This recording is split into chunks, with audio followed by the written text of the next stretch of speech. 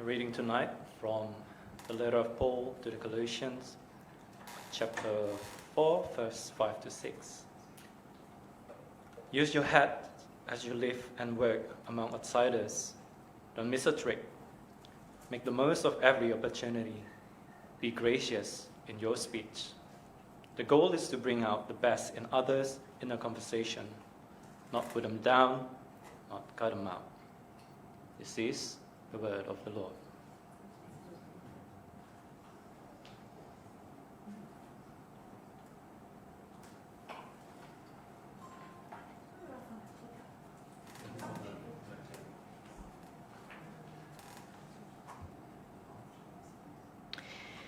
I'm Denise, just in case you don't know me. I'm the pastor here. Love to get to know you over a cuppa afterwards. Hope you'll stay around because you've just seen what the sermon is about. Anybody come tonight because they saw the title of the sermon in the newsletter? Weren't going to come and then they thought, oh, need to come. Charlie Kirk was a conservative political and religious commentator and media personality. He was fatally shot on the 10th of September at a university campus in Utah while he was speaking to an audience, many of whom were students. He's either a martyr and a hero, or he's the very devil himself, and that kind of depends on which social media bubble you live in and which news media you consume. It's kind of hard to believe that these two different people are speaking about the same person.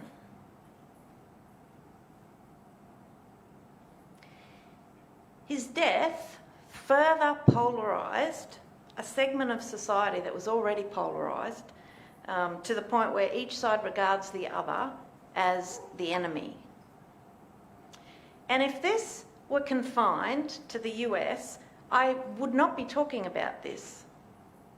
But while I had never heard of Charlie Kirk before 10th of September, I've come across a surprising number of people in Australia who have heard of him, just as I've gone about and, talked to different people, particularly young adults who did listen and who agreed or disagreed or in some way engaged with the things that Charlie Kirk said. And of course, I would be very surprised if there's anyone in this room who hasn't heard of him now. It's been quite the phenomena. And I know that there are very strong feelings in this room about Charlie Kirk and what he stood for, and no one needs to apologise for those strong feelings. In an attempt to understand this phenomena that's happened in the last couple of weeks, I listened to 9 hours of content from the Charlie Kirk show this week. I didn't listen to the memorial episodes that have sprung up. I went back and I listened to podcasts that were spoken by Charlie Kirk. I did listen to about 30 minutes of other people talking about Charlie Kirk, but I really focused on listening to Charlie Kirk. Now, I did listen to it at 1.5 speed, as you do, so it only actually took 9 hours, and I was in my car those times, just in case you think, why are we paying her to listen to Charlie Kirk? But I did it because I think understanding Charlie Kirk is really important for understanding what is happening in the Western world at the moment. The other thing that happened this week is that somebody told me they really enjoyed last week's sermon from Rachel. I did too. Go back and have a look at it if you weren't here.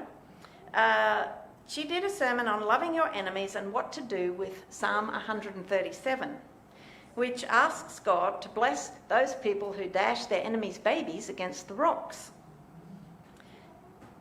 She did a really good job on that. But this person also requested that I wrap up the month on loving our enemies with a practical day-to-day advice on how one should do this. Like, how do we love our enemies in day-to-day? How do we get it from this sort of abstract thing out there to in our daily lives? And so they requested that I do something like, how does this actually work day-to-day? I found this a strangely terrifying request, because my PhD in biblical studies gave me a lot of knowledge about historical context and literary context and different ways of interpreting the Bible, and what Jesus might have meant when he insisted that we love our enemies. But it did not give me the authority to tell you how you should love your enemies. And so, it's a little scary. Because I'm standing here behind this pulpit, which gives a certain amount of authority whether I like it or not. Still, it seemed like a pretty valid request, and I felt I couldn't ignore it. So I'm going to talk about some very practical strategies that I use, so, I'm just talking about my own experience, that I use for loving an enemy. But I'm hoping that these thoughts might be helpful in the light of this polarising debate over Charlie Kirk, who he was and what he said. So I do this whole thing with fear and trembling, and I kid you not. And I do it with the full disclosure that this is one person's opinion, that there might be a different opinion in the room, many different opinions, and they might all be as valid a response as mine. I'm going to make 4 points. And it is going to be a little longer than usual. I thought I'd better just give you a heads up. But I'm also on communion, so that'll be a little shorter than usual. So it should all pan out. I'm going to make 4 points. The first one and the last one are going to be pretty brief. I'm going to spend most of my time on point 2. And I'm going to have some help with that. So here's what I aim to do when it comes to dealing with enemies. Even if I don't always succeed, even if I fail many times, this is what I aim to do. So the first one, that's interesting. No? Okay. The first one, must have forgotten to put it in, is leave your rage before God. And this is actually what Rachel talked about last week. I attempt to do what she talked about last week. Leave my rage before God rather than spewing it out onto people. Because God is big enough and safe enough to handle my rage. There's a reason why the phrase blind with rage exists. Anger can be a wonderful motivator for change. Not knocking anger, but it really has to be felt. And then it has to be filtered and kind of examined before God, before you go out and do something with it. Unfettered, uncontrollable rage is likely to damage people, and it's likely to damage relationships. And that's not going to help anyone, including myself. So what does that practically mean? Practically, it means sitting down with God and being utterly honest about how you are feeling about someone else, an opponent, or someone who seems to wish you harm, which is kind of what an enemy is. Or maybe how you're feeling about a post that you've just read on social media. So go ahead and rage and cry and shake your fist and use whatever profanity helps you express your inmost emotions. You have permission to do that because God can handle that. God is a safe place to express rage, as we heard last week. And keep on doing that over and over again, as long as it takes for your rage to finally go, oh, great, I see you've noticed me. I see I have your attention. I can back off now and leave you to figure out what you're going to do with this situation or this person or this opinion. So that's the first point. The second point is to steel man rather than straw man an argument. I attempt to steel man my opponent's worldview. And maybe you're not familiar with this language. I'm going to unpack it. I try to steel man if I have an enemy or an opponent and they have an argument that I disagree with. I try to understand their arguments and their reasons for their behaviour. So I try to steel man rather than straw man. Here's how to straw man an argument. Firstly, you misrepresent the argument. You take your opponent's argument and you exaggerate it, you twist it, you reduce it to something that is just extreme or absurd. That way, you can attack this false argument. You can argue against this distorted version, the straw man argument that you've created, and it's much easier to win if you attack that false argument. It's easy to push over a straw man. Then you can claim a false victory. You can claim that you've defeated your opponent's actual argument when in fact, really, you've only defeated the straw man version. You've never really engaged with your opponent's actual argument. And really, if you do that, nothing is gained, and the division between you becomes even more acrimonious. How do you say that? That thing.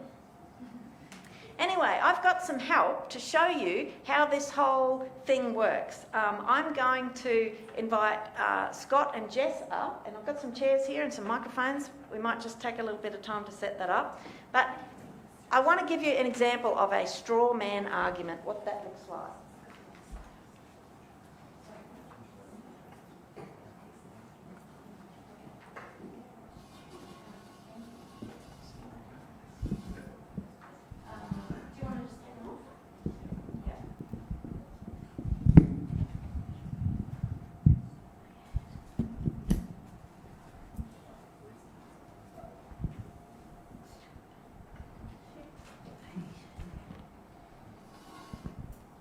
Scott and Jess are going to help illustrate what a straw man argument looks like.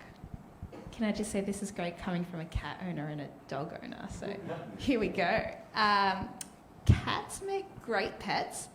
They don't need daily walks or much grooming. Cats adapt well to smaller homes and apartments.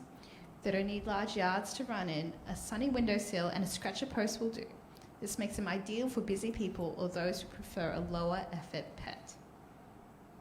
So what you're saying is you want a pet that you can completely ignore, like a living decoration, perfect for people who can't be bothered to go outside or don't want fresh air or exercise. Great, get yourself a cat, the official mascot of sedentary living. Look, cats may have a reputation of aloofness, but when a cat chooses to curl up on your lap, it feels like a true honour. Their affection is subtle but deeply rewarding. So basically the emotional equivalent of a bad relationship. They don't always love me, but when they do, it means so much. Beyond being cuddly companions, cats have practical value. They're natural hunters. A home with a cat is often a rodent-free zone. Yeah, there's nothing like outsourcing your rodent problem to a four-legged serial killer that leaves body parts as gifts. Truly heartwarming. Well, cats often live longer than dogs, especially indoor cats. This means more years of companionship with your furry friend. Congratulations. You've signed up for 2 decades of emotional manipulation, shredded furniture, and cleaning up puke off your sofa. All right, it's kind of humorous maybe when it's about pets. But now how about something just a little bit more controversial? Diversity, equity and inclusion programs. If you're familiar with those. Here's an argument and a straw argument. And then we're going to flip it and hear the opposite. Okay. Diversity, equity and inclusion. DEI isn't just a buzzword. It's about building a workplace that's fair, creative and engaging. By reaching people who might otherwise be overlooked, organisations tap into a wider pool of talent with fresh skills and perspectives. Diverse teams make better decisions, spot blind spots, and come up with more innovative solutions. When done right, DEI also helps employees feel seen, heard, and respected, which boosts morale, loyalty, and overall engagement. Beyond business benefits, it's about fairness and justice, making workplaces more equitable, giving everyone a fair shot, and ensuring historically marginalised groups have real opportunities to thrive. So apparently DEI is the magical solution to everything now. Like, apparently if you hire a bunch of oppressed people, all of your employees will work harder, your profits will skyrocket, and centuries of inequality will be overturned. Forget actual strategy or competence, just sprinkle in some diverse perspectives and watch the stock price triple. And of course, if you have any concerns about DEI, that must mean you don't care about equality and you must be racist. You can do it just as easily if you turn it around. DEI programs are meant to make workplaces fairer, but sometimes they don't. A lot of companies rely on quick fixes like bias workshops or inclusive language training. They look good, but they don't actually change anything long term. Without clear goals or ways to measure impact, it's hard to know if DEI is actually helping or just checking a box. And sometimes these efforts backfire. It can feel like favoritism or reverse discrimination, or sometimes people are promoted because of their identity rather than their competence, which hurts trust and morale. One-size-fits-all solutions rarely fit every organisation, and without sustained investment, DEI programs can fizzle out or just become tokenistic. Oh, so your problem with DEI are that it's too much training, too hard to measure, and sometimes makes people feel uncomfortable. Translation, you don't like when your company asks you to sit through 1 hour slideshow that reminds you not to be a jerk. You're basically saying the best way to fix inequality is to do nothing. Thank you. You can stay up there if you like. Or you can go down and sit down. I don't know, whichever one you feel comfortable with. It'll be a couple of minutes. Yeah. Okay, so you got the idea of a straw man argument, right? So you take an argument that's been made by one person and you twist it, you don't represent it fairly in order to knock it down. That's what a straw man argument is. The opposite to straw manning an argument is steel manning an argument. This is how you steel man an opponent's argument. First, you try to understand your opponent's position. You listen carefully, you ask clarifying questions. You really try to ensure that you fully grasp their viewpoint. That can be hard to do when you very much disagree with it, but it's worth doing. Secondly, you then represent that argument fairly so that they would recognise it as their argument. You present your opponent's argument in its most reasonable and persuasive format so that they would agree, yep, that's exactly what I'm arguing. Then you critique the strong version, not the weak version, but the strong version. You debate the steelman version of their argument. You affirm points that you actually agree with, because that's not a crime. And all the while, you point out the weaknesses and the flaws that you see in that argument. And finally, you need to be open to learning, to focus on understanding rather than just winning the argument. You can win an argument, but I'm not sure where that gets us. If you're active on social media, algorithms mean it is impossible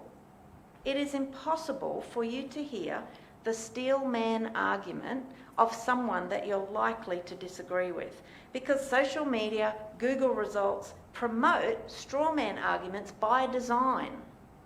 The business model relies on you getting a straw man view of the world, because outrage is what makes the big bucks. and it's done at the expense of civil society. Well, what does that mean practically for me in this crazy world? Well, practically it means that I don't place confidence in the reliability of news articles or podcasts that use pejorative terms to label people. If there are terms littered throughout the podcast or article like racist, bigot, misogynist, fascist, woke, leftist elites, Nazis, radical left, TERF, gaslighting, these are terms that once used to have a very specific, defined meaning, but now really they're nothing more than insults with little factual information to back up the validity of the term. If you're going to use a term like that, you have to have some reasons why. So every author, every podcast, every news article is biased. It's not possible to be unbiased. We all have a bias. But the people worth listening to are those who take apart ideas, not those who take apart people.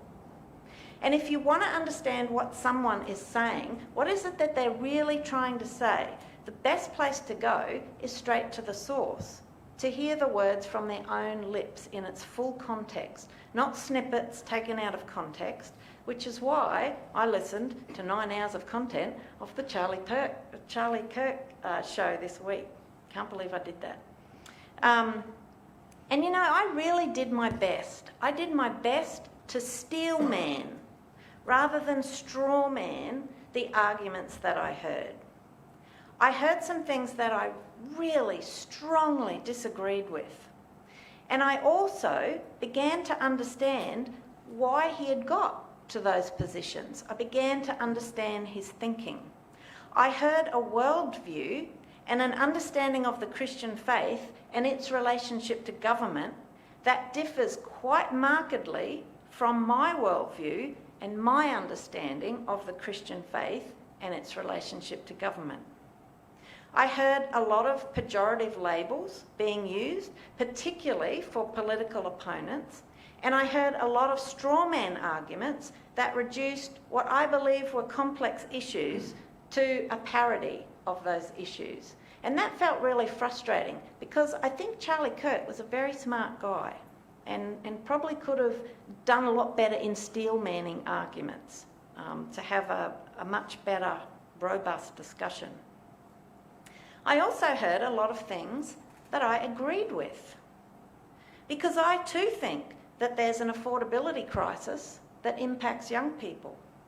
I too think that there are problems with the criminal justice system, with immigration policies. I agree that young people are desperate for a framework that helps them deal with ethical dilemmas that no other generation has had to deal with. I agree that people are looking for an oasis of sanity in a chaotic and divided world. In fact, I realised that Charlie Kirk and I had a lot of agreement on what the problems are that our society faces. Our disagreement is mostly around how those problems are framed and how they could be solved. And of course, I don't know a whole lot about the ins and outs of how they can be solved because this stuff is really complex. So where have we come? We have left our rage before God. We've steel-manned our opponent's arguments. The next thing is that then we need to have some brave conversations. Steel-manning your opponent's argument or opinion is the first step towards having a brave conversation. Monash University have started a research program in helping their students engage constructively with disagreement. They found that disagreeing with someone face to face has become a really hard thing to do, much harder than it used to be, partly because of a sincere desire in their students to be compassionate and civil, and partly because of fear. We don't want to offend, we don't want to be misunderstood, we don't want to be misjudged or misquoted, and disagreeing, it can feel dangerous. It's become dangerous. But when the majority stay silent, only the loudest and most polarising voices are left to be heard. So we have to step up. We have to step up, and we have to practice having brave conversations with people that we have disagreements with. We need to do it thoughtfully, steel manning, not straw manning. We need to be careful about the way that we express our thoughts and opinions. We need to express the insights that we have from our life experience, because nobody else has that, has access to that. And we have to be willing to work constructively together with people even when we disagree with them. And, you know, that's hard. I'm not underestimating that. I really want to get better. I want to get better at expressing disagreement with someone's ideas and opinions while never forgetting that the person standing in front of me that I may vehemently disagree with is a sacred human being made in the image of God. If you get a chance, just Google Monash Brave Conversations. I've actually even signed up for a workshop because I found this whole idea so fascinating. Well, let's see what a brave conversation could look like. Let's go back to our topic of DEI and see what happens when we steel man arguments and then we're willing to have brave conversations and disagree. I think DEI is about making opportunities fairer. A lot of talented people never even get noticed because of barriers in hiring or promotion. DEI programs help bring those voices to the table. And I think we're better when those voices are at the table.